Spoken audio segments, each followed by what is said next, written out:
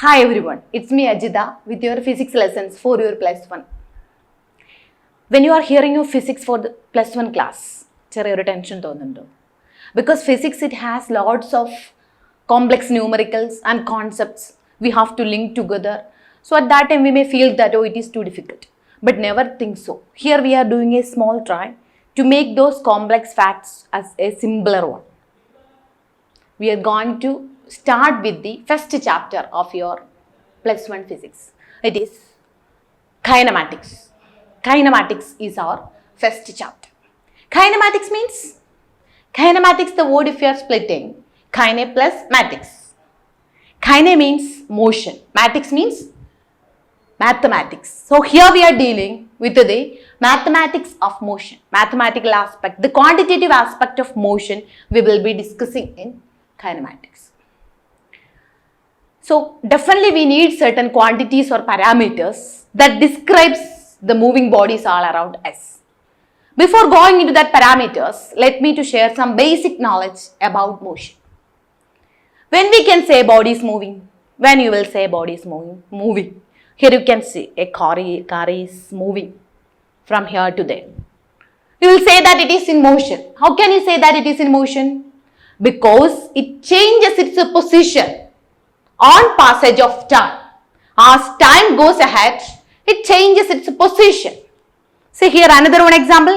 A ball is moving from point A to the point B. They are on passage of time. Here also the ball changes its position. So the term position is important when we are dealing with kinematics. What is meant by position? Position means the point where a body is located. You will normally say that our house, നമ്മുടെ school, അല്ലെങ്കിൽ നമ്മുടെ വീട്, where it is located if somebody is asking. Or sometimes we may get some information about a particular position. If we are going to somewhere else, നമുക്ക് എവിടെയെങ്കിലും പോകുമ്പോൾ ഒരു ഇൻസ്റ്റിറ്റ്യൂഷൻ്റെയോ നമ്മുടെ school വീടിൻ്റെയോ ഒക്കെ പൊസിഷൻ ലൊക്കേഷൻ നമുക്ക് പറഞ്ഞു കൊടുക്കണം. How we will say that? You will say that from here, from the town, you just take left. After moving some steps ahead, you can see a transformer there, electric transformer there. From there, opposite to that transformer, there will be a gate. And near that gate is to your home. That is, in that way you will give the position of your house. അങ്ങനെ നമുക്ക് എന്ത് ചെയ്യാൻ പറ്റും? വീടിൻ്റെ position പറഞ്ഞെടുക്കാനായിട്ട് പറ്റും. If some other times, അല്ലെങ്കിൽ ഇപ്പോൾ ഇങ്ങനെ വേറൊരാൾ പറയുവാണ്, സി നിങ്ങൾ ട്രാൻസ്ഫോമറിൻ്റെ അവിടെ എത്തുക, അതിൻ്റെ തൊട്ടിപ്പുറത്തായിട്ട് ഒരു പശു മേഞ്ഞുകൊണ്ട് നിൽപ്പുണ്ട്. A cow is gracing. അതിനടുത്ത് കാണുന്ന വീടാണ്. ഇഫ് സംബഡി സേയിങ് സോ, എന്ത് സംഭവിക്കും? പശു മെയ്യുന്നെന്ന് പറഞ്ഞത് അദ്ദേഹം കണ്ടപ്പോഴാണ്, അല്ലെങ്കിൽ നമ്മളോട് വഴി പറഞ്ഞ ആൾ കണ്ടപ്പോഴാണ്. ആഫ്റ്റർ എ ഷോർട്ട് ടൈം പശു ചിലപ്പോൾ അവിടെ നിന്ന് പോയേക്കാം. So what happens? നമുക്ക് തന്ന reference point, at first we use the reference point of red gate, ചുമന്ന ഗേറ്റ് എന്നാണ് പറഞ്ഞത്. Second time we use the reference point grazing cow. What is the difference there? So the reference point, the point we refer to mention the position of a body, to mention the position of an object is very, very important. So generally position when we are saying, position of an object when we are saying, നമുക്ക് അങ്ങനെയുള്ള കുറച്ച് കാര്യങ്ങൾ പറയാൻ പറ്റും. But scientifically, as we go with kinematics, as we go with the systematic study of motion, we need certain standardized criteria, standardized methods for stating the position of a body. How we can state the position of a body? We have a set of standardized basic methods for it. So for stating the position of a body, as I told you, we need some scientific methods. We can do this by taking the help of x-axis and y-axis. X-axis, y-axis നിങ്ങൾ പഠിച്ചിട്ടുണ്ട്. See നമ്മൾ മാത്തമാറ്റിക്സിൽ X axis Y axis വരച്ചിട്ട് how to make a point in a plane ഇതൊക്കെ നമ്മൾ പഠിച്ചിട്ടുള്ള കാര്യമാണ്. And X axis and Y axis meet at a point, that point is called origin. And the origin, the measurements or the point concerned related to origin is 0, 0. And when the on the x axis distance is marked in this way and y axis distances are marked in this way, that all we know. So this x-axis, this system can be used for expressing or representing the position of a body. Let us take the example. Consider a an ant is here at the origin. If the ant moves along the x-axis, moves along this line, after a short time, suppose it reaches this point. Let it be 4 centimeters away from the origin. So the position of the ant can be expressed as 4, 0. See, it moves along the x-axis and only this distance corresponds to the x-axis is changing. No other distance is changing. Suppose if it moves along the y-axis, the distance along the y-axis, how much distance is covered along the y-axis is using for representing the position change. If it is at the origin, we will say that the position is at a 0, 0.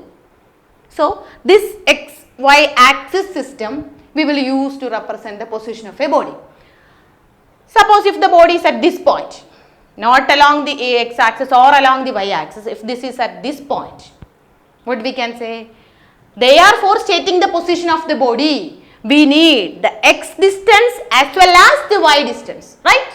Two distances, two measurements we need to state the position of a body in this.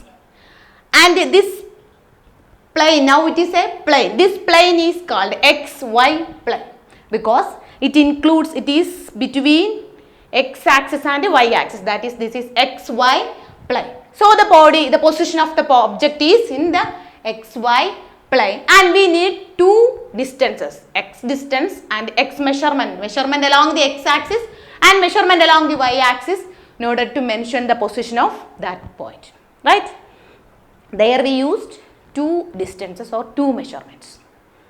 Further, if that ant is flying, suppose after reaching there, suppose it has wings, it starts to fly. Then from this point it flies in this direction. From this point it flies in this direction. So for stating the position after the flight, suppose for this length we have to measure, right? For that we need one more axis in this way, x, y. Other than this x and y, one more axis we need, that is z axis. So there comes third axis. Other than x and y, we need one more axis to mention the position of the ant now. That is third axis. So now we have x, y and z axis. So these three axes together constitute a system which helps us to state the position of a body in space. Now after that after the flight, it is not in plane, it is in space. So for stating the position of the ant, we need three coordinates, x, y and z. Three coordinates are needed there, x, y and z. Okay. This system containing three axes which are mutually perpendicular to each other, which help us to state the position of a body, is known as Cartesian coordinate system. So the Cartesian coordinate system will help us to state the position of a body. Then the position change also we can express in terms of this Cartesian coordinate system. And listen, in the Cartesian coordinate system there are three coordinates, x coordinate, y coordinate and z coordinate. If the body is along the x axis only, we need only one measurement, x coordinate. If it is along y axis only, it needs only y measurement. If it is on a plane, we should have two measurements, x coordinate and y coordinate. And last, if the body is in space, if the position is on space, we need three coordinates. So x, y and z. Three coordinates are essential to state the position, and this system as a whole containing three axes x, y and z, these three mutually perpendicular axes is called a Cartesian coordinate system. Based on the Cartesian coordinate system, the motion or the position change of a body can be classified into three: one-dimensional motion, two-dimensional motion and three-dimensional motion. Next, based on the distance covered, the motion can be classified into two: uniform motion and non-uniform motion. Observe, a car is moving. See, the motion of the car is divided into smaller time intervals, and at each time interval, the car covers a distance of 4 meters, 4 meters, 4 meters in such a way. So there, the distance covered by the car at each time interval is same. So this type of motion in which Equal distances are covered in equal intervals of time. It is called uniform motion. So, uniform motion can be defined as the type of motion in which body covers equal distances in equal intervals of time.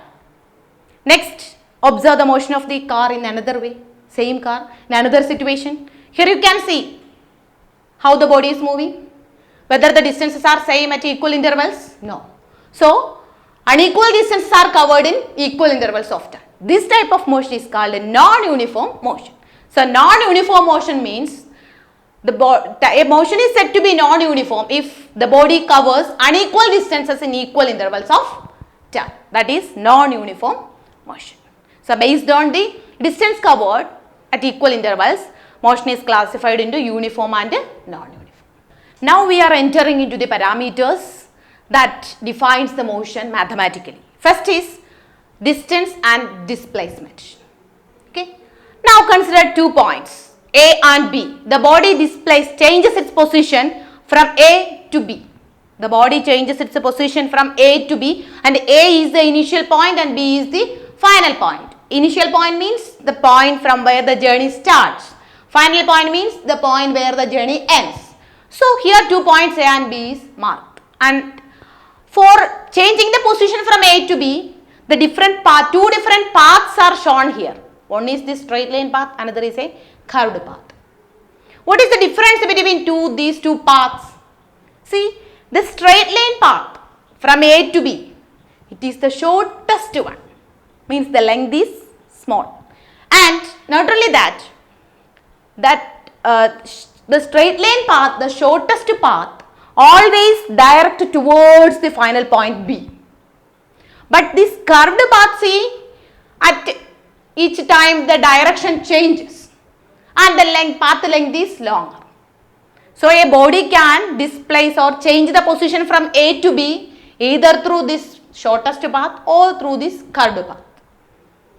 And do you believe that the path length, രണ്ട് പാത്തിന്റെ length equal ആവോ? ഒരിക്കലും. ഏത് പാത്തിനായിരിക്കും length കുറവ്? That shortest path will be having smaller length. That shortest path means a straight line പാത്തിനായിരിക്കും എന്ത്? Length കുറവ്. Curved path എങ്ങനെയായിരിക്കും? Length കൂടുതലായിരിക്കും. Right?